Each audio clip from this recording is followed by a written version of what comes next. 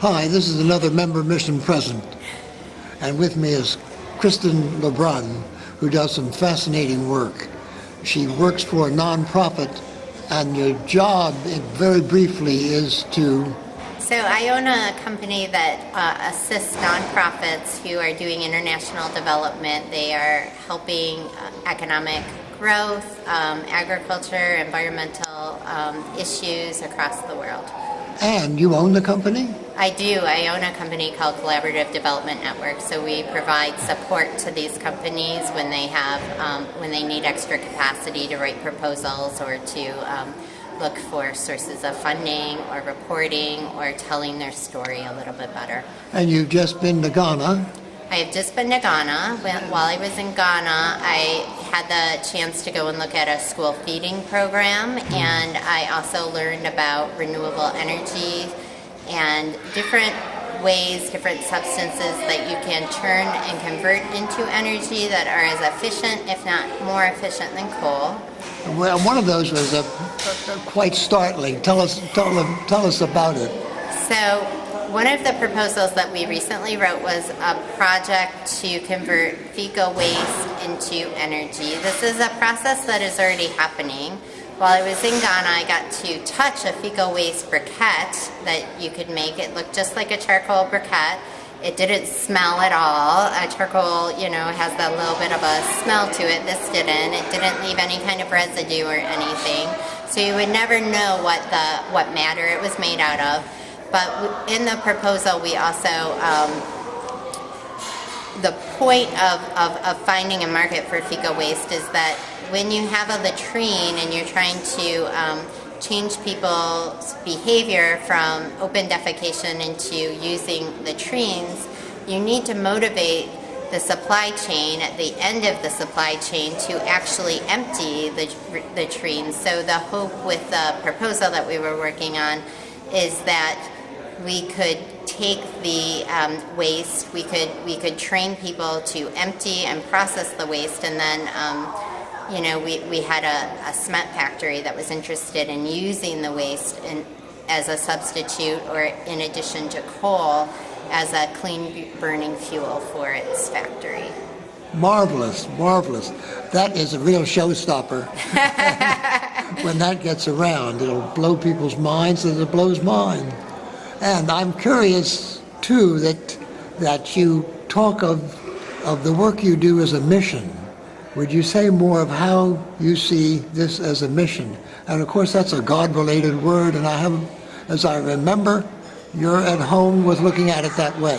Yes, so I feel that God has put me on this path. When I look back and I look at the opportunities that I've had are different than what one might predict opportunities would be for somebody who grew up in southeast Detroit. I've traveled the world. I've really had a lot of wonderful experiences, and I really credit God for giving me the capabilities to write, to communicate, and to find the opportunities to work to apply those skills in an international setting, to be able to reach out to continents. Really, I very much have focused on Africa, but to really be able to reach out to destinations to the world where I normally wouldn't have. You talk of Africa as making some unusual contributions.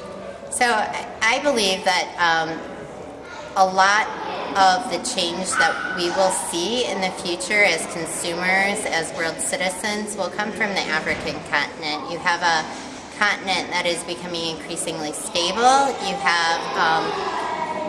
have an increasingly educated continent. You have an increasingly innovative continent. Africa represents what the norm is for the future. Africa, India, Brazil, you have dramatic changes going on and leapfrogging events such as using your phones to pay for your groceries in your grocery store that the United States still hasn't necessarily caught up with. And not to say that the United States will ever lose its innovative edge. I think, though, that there will be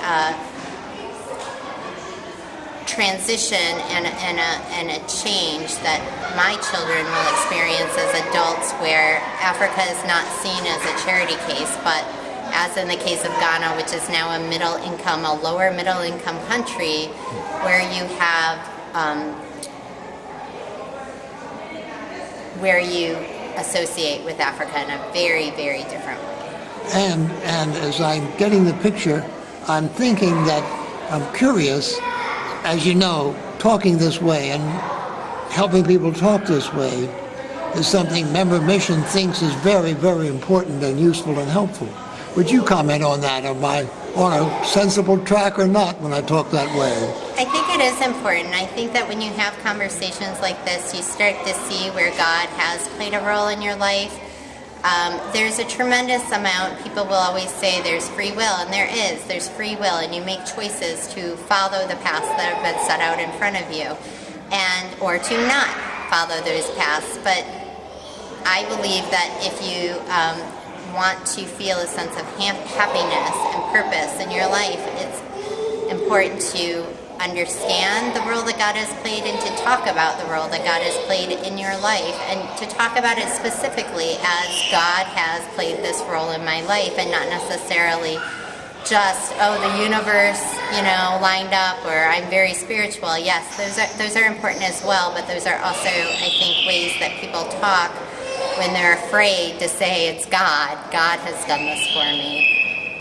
Well, Kristin, thank you so much for talking with us a little bit here. I think it's going to be a great mind stimulator for so many people. Thank you so much. Peace and power in your work. Thank you.